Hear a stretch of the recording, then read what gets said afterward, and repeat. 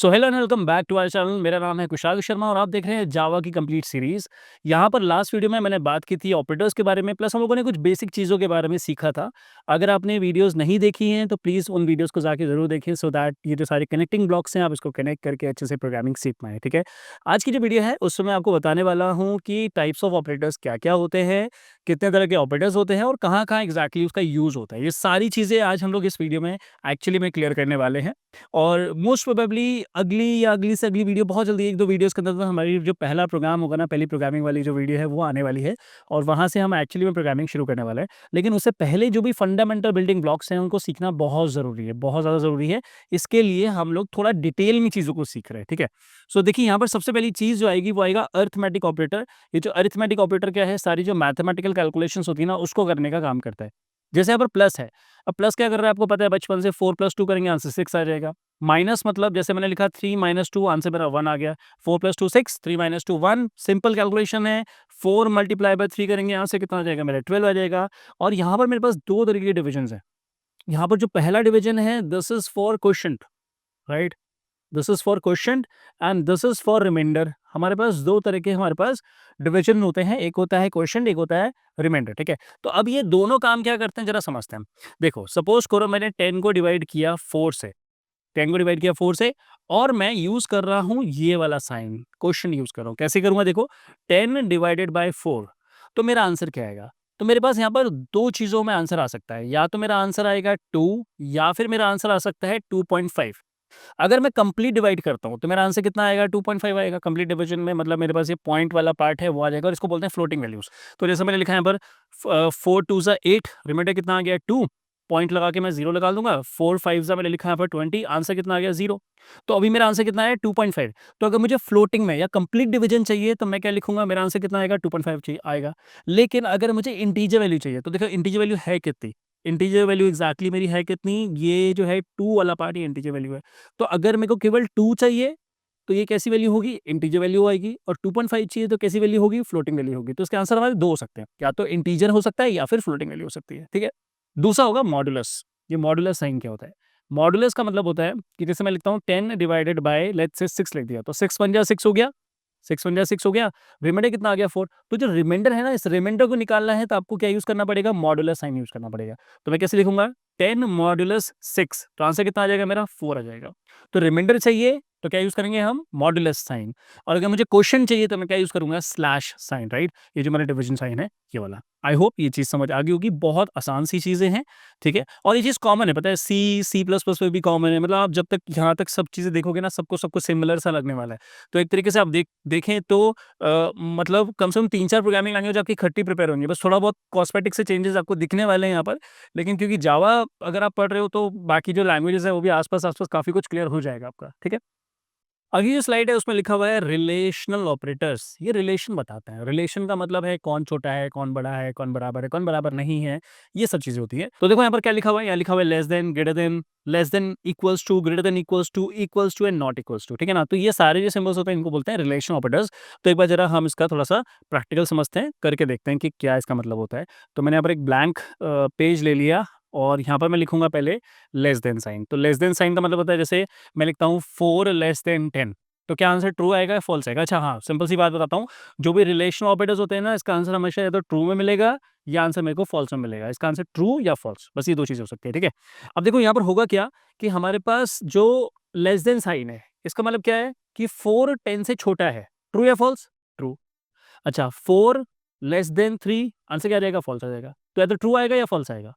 Greater than sign में क्या आएगा, 10 ग्रेटर देन 6, ट्रू या false? True. 10 greater than 100, answer क्या आ जाएगा मेरा, फॉल्स आ जाएगा। अगला क्या है, लेस देन इक्वल्स टू। अब लेस देन इक्वल्स टू का मतलब क्या होता है, या तो छोटा या बराबर, ठीक है? तो मैं लिखता हूँ 10 less than equals to 60, answer true आएगा कि फॉल्स आएगा? इनमें दोनों में कोई एक ट्रू होना चाहिए, या तो लेस देन साइन ट्रू हो या फिर इक्वल्स टू साइन ट्रू हो। कौन सा ट्रू है देखो, हमारा ऑब्वियसली बात है लेस देन साइन ट्रू है, तो आंसर क्या आ जाएगा, ट्रू आ जाएगा, राइट? अच्छा आगे देखते हैं। नेक्स्ट में लिखा 10 less than equals to 10, 10 less than equals to 10 का मतलब क्या है कि 10 10 के बराबर है, तो आंसर क्या आ जाएगा मेरा, 2 आ जाएगा। अगला देखते हैं, देखो 10 less than equals to 100, answer क्या आएगा, इसका ट्रू आएगा। लेकिन अब मैं एक काम करता हूँ, मैं चेंज कर देता हूँ, मैं लिख देता हूँ 10 लेस देन इक्वल्स टू 2। अब बताओ आंसर क्या आएगा। अब आंसर आएगा मेरा फॉल्स। आंसर फॉल्स क्यों आएगा? देखो, ना तो 10 2 से छोटा है, ना 2 के बराबर है।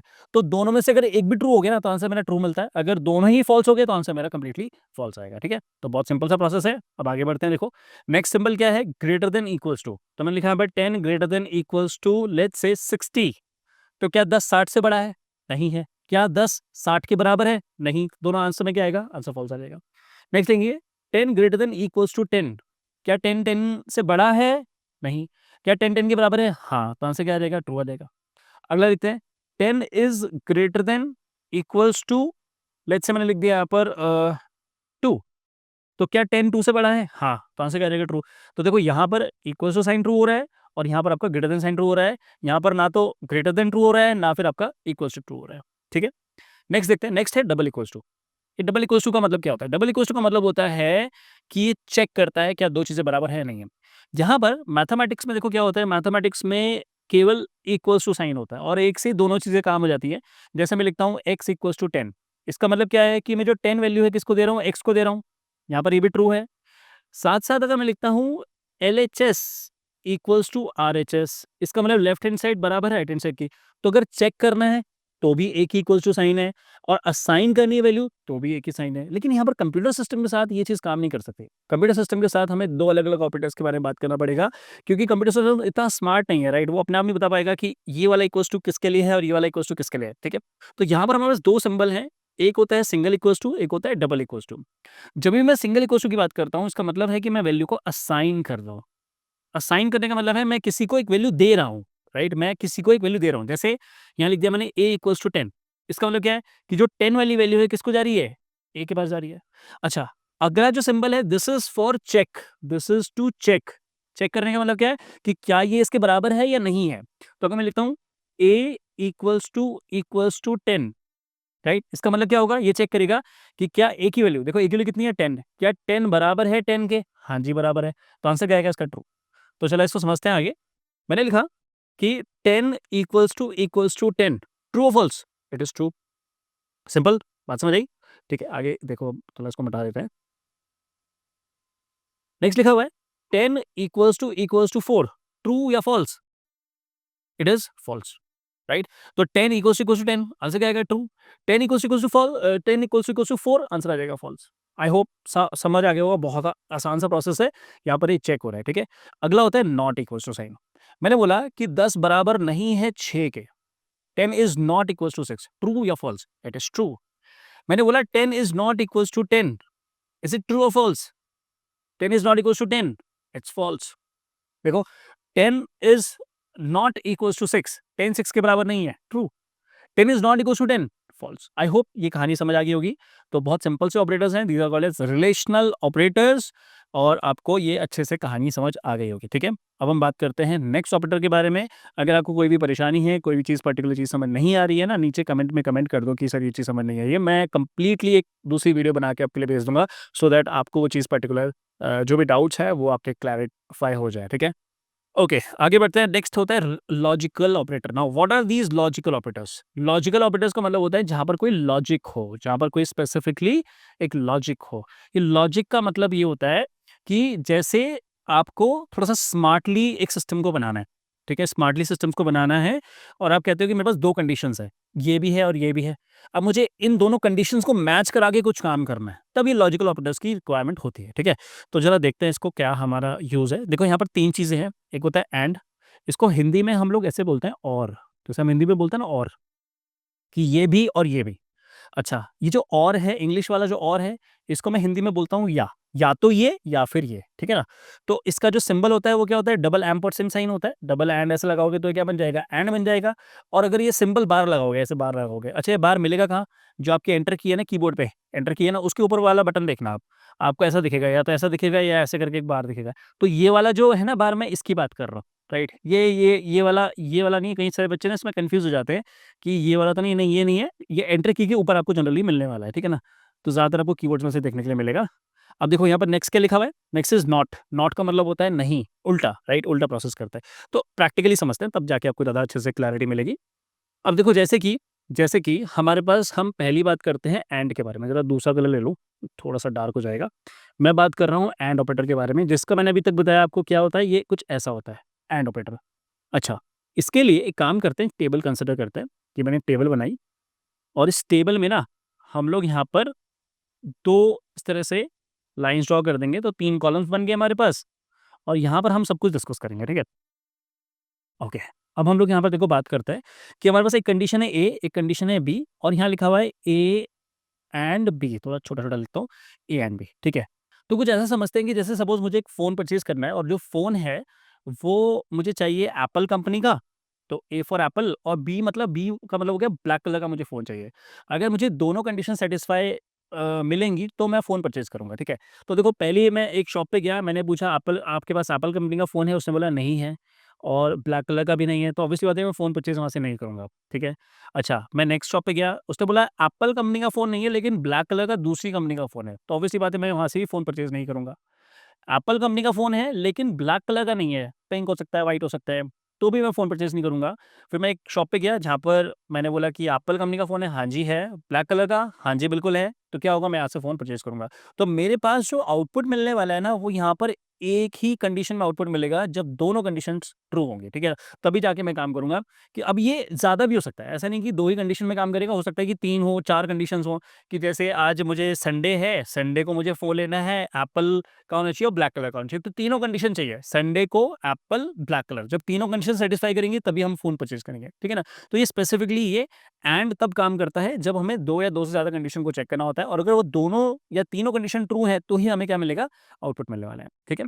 दूसरी तरफ हम बात करते हैं और ऑपरेटर के बारे में।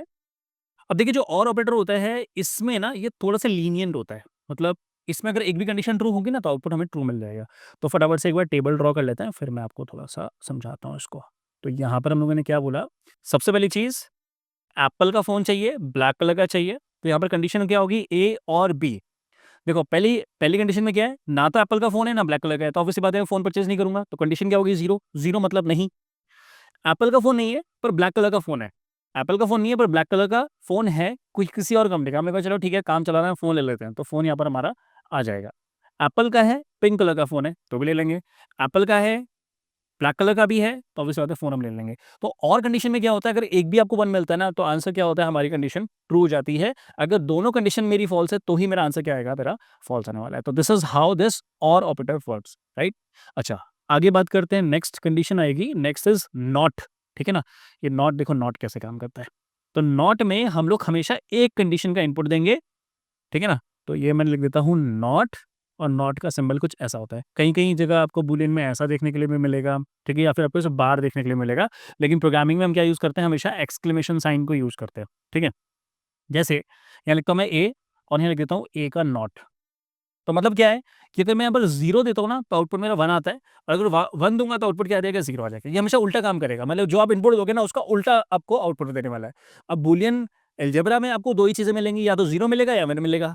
तो अगर 0 दोगे तो 1 मिलेगा, 1 दोगे तो 0 मिल जाएगा। तो ये इस तरह से काम करता है। अब आप पूछोगे सर इसका लाइव एप्लीकेशन क्या है? मैं आपको थोड़ा-सा समझाता हूँ। देखो लाइव एप्लीकेशन ये है कि सपोज़ करिए ये आपका स्कूल है या ये आपका घर है। This is your home, right? This is your home and ये हमारे पास एक स्कूल हो गया, राइट? ये हमारा स्कूल हो गया। तो ये घर है और ये स्कूल है और ये बीच का रास्ता है, ये रोड है। तो अगर एक स्टूडेंट को घर से स्कूल जाना है, तो वो घर से बाहर निकलने के बाद कब तक वॉक करता रहेगा? वो तब तक वॉक करता रहेगा जब तक आपका स्कूल नहीं पहुँच जाता, ठीक है ना? तो कंडीशन क्या है, स्कूल का पहुँचना या नहीं पहुँचना। तो देखो कुछ ऐसा समझो कि ये सपोज़ करो वॉक करने की कंडीशन है और ये स्कूल पहुँचने की कंडीशन है। तो देखो वॉक तब तक होती रहेगी जब तक स्कूल नहीं पहुँच जाते, राइट? जब तक स्कूल आप नहीं पहुँच जाते, अगर स्कूल आप नहीं पहुँचे तो वॉक करते रहोगे, करते रहोगे, करते रहोगे। लेकिन लेकिन जैसे ही आप स्कूल पहुँच जाओगे, देखो जैसे ही आप स्कूल पहुँचे, जैसे आप स्कूल पहुँचे तो आपकी जो वॉकिंग है वो स्टॉप हो गई। तो ये कुछ इस तरह से काम करता है कि जब तक ये प्रोसेस नहीं हो तब तक चलाते रहो, चलाते रहो, चलाते रहो। जैसे ही प्रोसेस आपका कंप्लीट हो जाए तो प्रोसेस आपका रोक देगा। ये जनरली हमारे पास देखो तब यूज़ होता है जब आपको जैसे आपको एयर कंडीशन में काम करना है, एयर कंडीशन का कुछ प्रोग्राम बनाना है। तो एयर कंडीशन में देखो क्या होता है, मैं आपको थोड़ा समझाने की कोशिश करता हूँ। ये सपोज़ आपका एयर कंडीशन है, और एयर कंडीशन में आपको पता है कि यहाँ से ना इधर से ऐसा कोल्ड एयर जो होती है बाहर निकलती है। अब सपोज़ करो बाहर का जो रूम टेम्परेचर है वो 35 डिग्री सेल्सियस है और आपने जो एसी का टेम्परेचर सेट कर दिया वो 26 डिग्री कर दिया, 26 डिग्री आपने सेट कर दिया। अब क्या होगा? एसी की कूलिंग चालू हो जाएगी। अब एसी कब तक कूल करता रहेगा? एसी तब तक कूलिंग करता रहेगा जब तक 35 का टेम्परेचर जो है वो 26 नहीं हो जाता।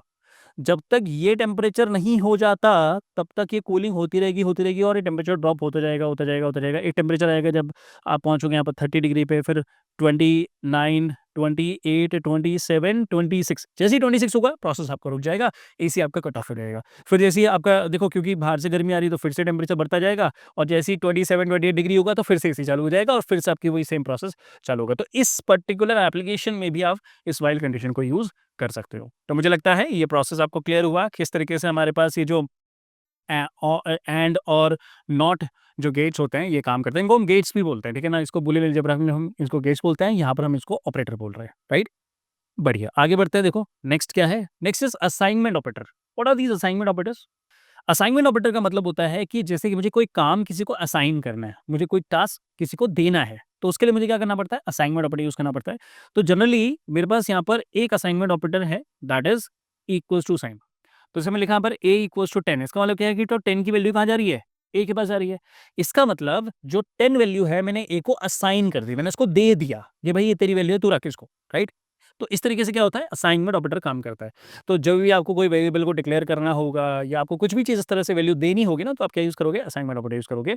उसके बाद यहाँ पर जो ये ऑपरेटर्स दिख रहे हैं, these are called as shorthand operators. इनको क्या बोलते हैं हम लोग? शॉर्ट हैंड ऑपरेटर्स भी बोलते हैं, ठीक है? ये जो शॉर्ट हैंड ऑपरेटर्स होते हैं, इनका कुछ स्पेसिफिक यूज़ है, ठीक है ना? अब ये कैसे काम करता है, मैं आपको थोड़ा-सा डिटेल में समझाता हूँ। तो एक थोड़ा-सा ब्लैंक पेज पे चल लेते हैं, जहाँ पर ये समझा पाऊँ मैं आपको अच्छे से। तो देखो यहाँ पर मैंने आपको पहला जो ऑपरेटर बताया that was assignment operator, that is equals to sign. अब इसका यूज़ क्या है? जैसे मैंने लिखा यहाँ पर a इक्वल्स टू 10, अगर मैंने a इक्वल्स टू 10 लिखा है, इसका मतलब क्या है कि 10 की वैल्यू किसको हो रही है? a को असाइन हो रही है। Very easy, right? अच्छा, इसके अलावा जो ऑपरेटर्स होते हैं वो क्या होते हैं? जैसे लिखा हुआ है प्लस इक्वल्स टू। ये जो प्लस इक्वल्स टू इसका मतलब क्या है? इसका मतलब ये है कि जैसे मैं लिखता हूँ यहाँ पर a प्लस इक्वल्स टू 6, मैंने ऐसे लिखा a प्लस इक्वल्स टू 6। अगर आपको कभी ऐसा कुछ देखने के लिए मिलता है, तो आप समझना कि इसका मतलब क्या है? इसका मतलब है a equals to a plus 6। अब यहाँ पर होगा क्या कि जो 10 वाली वैल्यू है ना, वो किसको असाइन करेंगे हम लोग? a को असाइन करेंगे, क्योंकि ऑब्वियसली बात है, देखो a की पहली वैल्यू कितनी है? 10, तो वहां से ही वैल्यू को पिकअप करेगा और यहाँ पर यूज करेगा। तो आंसर कितना आ जाएगा? a equals to 10 plus 6, that is equals to what? 16, right? तो मतलब प्रीवियस वैल्यू लो और उसको नई वैल्यू में जोड़ दो और उसको स्टोर कहाँ कर दो? वापस वेरिएबल के अंदर, ठीक है? तो ये काम होता है इसका। अच्छा, अगला समझते हैं। अगर ये समझ नहीं आया तो हो सकता है अगले वाले में समझ आया। माइनस है, इसका नेक्स्ट क्या है? Minus equals to. Minus equals to का मतलब क्या है? a minus equals to 3। इसका क्या मतलब है? इसका मतलब है कि जैसे मैं लिखा है यहाँ पर a equals to a minus 3। अब देखा यहाँ पर a की वैल्यू कितनी है? पहली सी वैल्यू कितनी है? That is 10। तो यहाँ पर कितना हम यूज करेंगे? a equals to 10 minus 3, that is equals to 7। Easy, very easy, right? अच्छा, आगे देखो, नेक्स्ट लिखा हुआ है यहाँ पर। Next is multiply equals to, divide equals to, modulus equals to. तो अगर मैं ऐसा लिखता हूँ, देखो a मल्टीप्लाई इक्वल्स टू 4, इसका मतलब क्या हो जाएगा? a equals to a multiply by 4, that is equals to what? a is equals to 10 multiply by 4। इसका आंसर कितना आ जाएगा? इसका आंसर आ जाएगा 40। अच्छा, इसी तरीके से डिवाइड इक्वल्स टू कर सकते हैं, इस तरह से हम मॉड्यूलस इक्वल्स टू कर सकते हैं। ये मैं आपको दे रहा हूँ होमवर्क, ये आप होमवर्क से ट्राई करना। a डिवाइड इक्वल्स टू 4 करेंगे तो मेरा आंसर क्या आएगा? और a मॉडुलस इक्वल्स टू 8 करेंगे तो मेरा आंसर क्या आएगा? इसको फटाफट से सॉल्व करके नीचे कमेंट सेक्शन में आप कमेंट करिए, सो दैट मुझे पता चले कि हाँ, कितने स्टूडेंट्स मेरे साथ साथ काम कर रहे हैं और कितने लोगों को समझ आ गया है। आई होप ये वीडियो भी, ये पर्टिकुलर टॉपिक भी आपको अच्छे समझ आ गया होगा। लास्ट छोटा सा टॉपिक है, उसको समझ लेते हैं और उसका एक्सप्लेनेशन मैं आपको अगली वीडियो में देने वाला हूँ, ठीक है? सो चलिए आगे बढ़ते हैं। नेक्स्ट क्या है? अगला जो ऑपरेटर होता है that is increment and decrement operator, ठीक है? ये जो इंक्रीमेंट और डिक्रीमेंट ऑपरेटर होता है, इसका मतलब होता है, देखो यहाँ पर यूज करेंगे प्लस प्लस और माइनस माइनस। तो अगर प्लस प्लस और माइनस माइनस की बात कर रहा हूँ, तो इसको बोलते हैं इंक्रीमेंट या डिक्रीमेंट ऑपरेटर।